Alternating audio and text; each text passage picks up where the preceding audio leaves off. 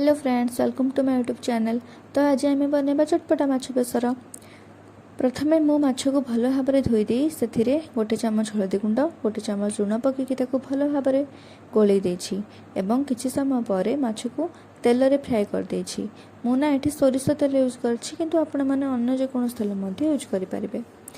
एपटे आम बेसर प्रस्तुत पाई मीडियम साइज अदा, 2टी मीडियम साइज रसुण एवं 3 चामच सोरिष मुझे आड करी भल भाव में ग्राइंडिंग करपरिक सोरिष भल भाव में बाटी हेब।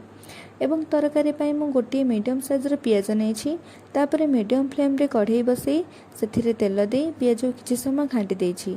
पियाजटी किसी हल्का बादामी रंग हेबा परे प्रस्तुत कर बेसर को से आड करिछि एवं ताकू भल भाव में घाटी देछि। परे मु टमाटो आड करिछि, किंतु मु एठारे बड़ साइज रे टमाटो नेछि, किंतु आपण माने अन्य जेकोन साइज रे मते टमाटो नहीं पारिबे।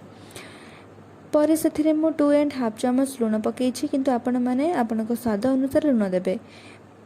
परे मु गोटे चामच हलदी गुंड एवं गोटे चामच लंका गुंड को आड करिछि। जदि आपण माने अधिक राग खाउछंती तो अधिक लंका गुंड मध्य आड करि परिबे एवं मीडियम फ्लेम रे ही ताकू भल भाव में घाटी देबे।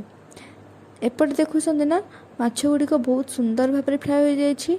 अधिक फ्राए करेनि, मुझे फ्राए करछि सेतिकी ही करेंगे। एपट देखंतु मु बेसर रे अध ग्लास पानी देकी ताकू फुटिया पे छाड़ी देथिली, जेमती कि बेसरटा पुड़ी न जीव। वर्तमान देखंतु बेसरटा केते सुंदर भाव में सिझी जाइछि एवं सेथिरे मु फ्राए करिथिया माछ को ऐड करिकी ताकू भल भाव में गोळेई देली, जेपरिक बेसरटा माछ धरे भल भाव में लागिबो। देखंतु प्रस्तुत हो गला हमर चटपटा माछ बेसर। जदि वीडियोटी भल लागिला तेबे लाइक, शेयर एंड सब्सक्राइब निश्चित कर देबे।